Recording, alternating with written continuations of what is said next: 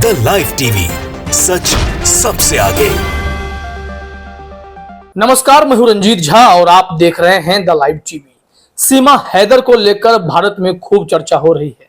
दिन भर मीडिया वालों का तांता लगा हुआ है और लोग उनके प्रेम कहानी के बारे में ही जानना सुनना चाह रहे हैं और वैसी बातें भी हो रही हैं। लेकिन इस मामले में जो दूसरा गंभीर पहलू है, जहां से गंभीर सवाल भी खड़े होते हैं, वो यह है कि क्या सीमा हैदर पाकिस्तान की जासूस है?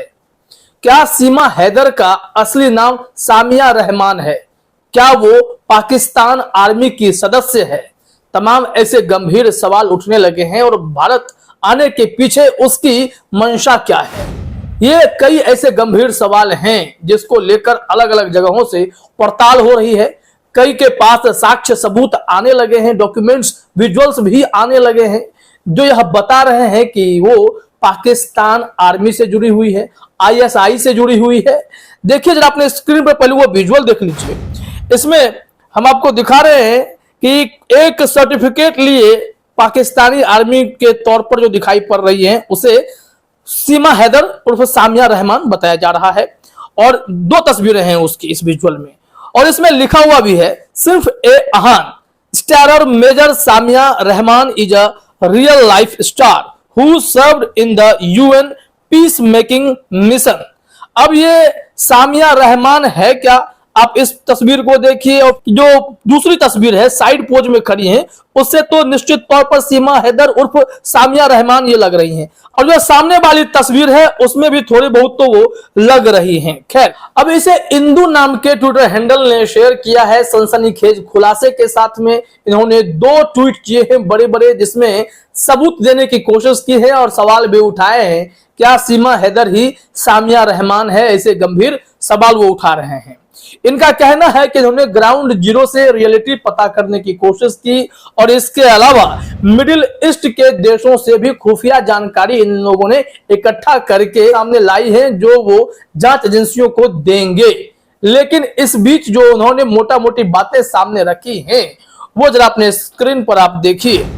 बताया जा रहा है कि सीमा हैदर, जिसका असली नाम सामिया रहमान है, पर सनसनीखेज खुलासा। पॉइंट वाइज देखिए, सीमा हैदर पाकिस्तान आर्मी के सदस्य है। वह पाकिस्तानी आर्मी से प्रॉम्प्ट होकर खुफिया एजेंसी आईएसआई में भर्ती हुई, जिसका लक्ष्य भारतीय युवक को अपने प्रेम जाल में फंसाकर भारत में बसने का था। चौथा पॉइंट, बाद में वह दलालों को पैसे खिलाकर आधार कार्ड व अन्य दस्तावेज बनवाती। उसके तत्पश्चात भारतीय आर्मी में भर्ती होकर गुप्त सूचनाएं पाकिस्तान भेजती। अपने आप को 5वीं तक पढ़ा लिखा बताती है, परंतु हिंदी जो कि पाकिस्तान में बोली तक नहीं जाती वो धारा प्रवाह बोलती है तथा इंग्लिश फर्राटेदार बोलना जानती है। छठा पॉइंट जो है कि जिस देश में कंप्यूटर की पहुंची कुछ प्रतिशत जनता तक है, उस देश की 5वीं तक पढ़ी लिखी औरत कंप्यूटर चलाने में पूर्ण रूप से दक्ष है। सातवां पॉइंट, अपने साथ लाए 4 बच्चे भी उसके नहीं हैं, वो उन्हें अपने मिशन के लिए लाई है। अब 8वीं पॉइंट की अगर बात करें, सीमा हैदर का काम देश के खिलाफ बोलने वाले लोगों को अपने साथ मिलाकर कुछ बड़ा करने का भी था, परंतु एक छोटी सी गलती की वजह से वह अपने मिशन को अंजाम तक नहीं पहुंचा पाई। बाकी की खुफिया जानकारियां हम सुरक्षा एजेंसियों के साथ साझा करेंगे। अब ये इंदू नाम के ट्विटर हैंडल ने अपने हिसाब से रिसर्च करके कुछ तथ्यों को जुटाकर सीमा हैदर पर सवाल खड़े कर दिए हैं। वो पाकिस्तान की जासूस है, इनके बातों से तो प्रतीत होने लगी हैं सारी चीजें, लेकिन इनके दूसरे ट्वीट को भी देखना जरूरी है। वहां भी इन्होंने कई गंभीर पॉइंट्स उठाए हैं और ये कांग्रेस इंदिरा नाम से इनका ट्विटर हैंडल है और इंदू नाम से ये ट्विटर इनका यूजर का नेम है। अब ऐसे में जरा देखिए कि यहाँ पर कितने गंभीर सवाल वो उठा रहे हैं इस सीमा हैदर के बारे में। जो फिल्मों में हम और आप देखते हैं कि जासूस बन के कोई पाकिस्तान में घुसता है या फिर पाकिस्तान का कोई भारत में आकर घुसता है, भारत की खुफिया जानकारी इकट्ठा करना चाहता है, तो क्या वाकई में फिल्मों में जो हम देख रहे हैं वही सारी चीजें यहाँ घटित हो रही हैं? इसमें कितना दम है? यह जांच की जरूरत है, क्योंकि सीमा हैदर के प्यार वाले एंगल को हर कोई देख रहा है, लेकिन इन सारे बिंदुओं पर कोई सवाल खड़े नहीं कर रहा। तो अपना उम्र कुछ बता रही है, पासपोर्ट में उम्र कुछ है, बच्चे उसके अगर 22 साल की उम्र में, 27 साल की उम्र में इतने सारे बच्चे भी हैं, बड़े हैं, छोटे हैं, तो फिर ये सवाल उठेंगे कि कैसे यह सब कुछ होता जा रहा है, कैसे वो नेपाल के रास्ते से आई है और सारे चैट डिलीट कर लेती है। तमाम ऐसे गंभीर आरोप उन पर लगे भी हैं। अब इस एंगल पर जांच होगी या नहीं होगी ये तो सरकार तय करे, कोई बयान तो आया नहीं है। लेकिन जरा देखिए, सीमा हैदर पर सनसनीखेज खुलासा पार्ट 2 इंदु जो कह रही है उसे अपने स्क्रीन पर आप देखिए। सीमा हैदर असली नाम सामिया रहमान, जिसका परिवार आर्मी पृष्ठभूमि से है और खुद भी पाकिस्तान आर्मी से प्रमोट होकर आईएसआई में भर्ती हुई, का मुख्य मकसद भारत में पाकिस्तान के नापाक इरादों को अंजाम देना था। कॉलेज के शुरुआती दिनों में ही वो पाकिस्तान के मशहूर कट्टरपंथी मौलाना प्रोफेसर शेख इसराइल के संपर्क में आई, जहां से उसका ब्रेन वॉश कर उसे भारत के हिंदुओं के विरुद्ध लड़ने के लिए तैयार किया गया। रही सही कसर पाकिस्तान आर्मी और वहां की खुफिया एजेंसी आईएसआई ने पूरी कर उसे एक मानव बॉम्ब के रूप में विकसित किया। पंजाब लाहौर के उच्च घराने से ताल्लुक रखने वाली सामिया रहमान ने अपना नाम बदलकर हिंदू नाम सीमा रखा, ताकि पकड़े जाने पर भारत के लोग उसके प्रति सहानुभूति दिखा सकें। नोएडा में एक वकील को गलती से दिए पाकिस्तानी दस्तावेजों की वजह से वो पकड़ में आई, वरना उसकी खबर किसी को नहीं लगती और वो अपने मिशन को अपने साथ लाए बच्चों के सहारे पूरा करके कब पाकिस्तान चली जाती किसी को कानों कान खबर ना होती। तो देखिए, ये जो तथ्य बता रहे हैं कि पाकिस्तान से कैसा कनेक्शन है और भारत में वो गैंग जिन पर ये आरोप लगाते हैं, टुकड़े टुकड़े गैंग कह रहे हैं, कि ये सारे मिलकर सीमा हैदर को जमानत दिलवा बैठे। लेकिन सीमा हैदर पर पाकिस्तान के जासूस होने का ठप्पा लगता जा रहा है। तो इस बात की जांच सरकारें क्यों नहीं कर रही हैं? क्या मोदी सरकार अनजान बनी हुई है? तमाम ऐसे सवाल हैं।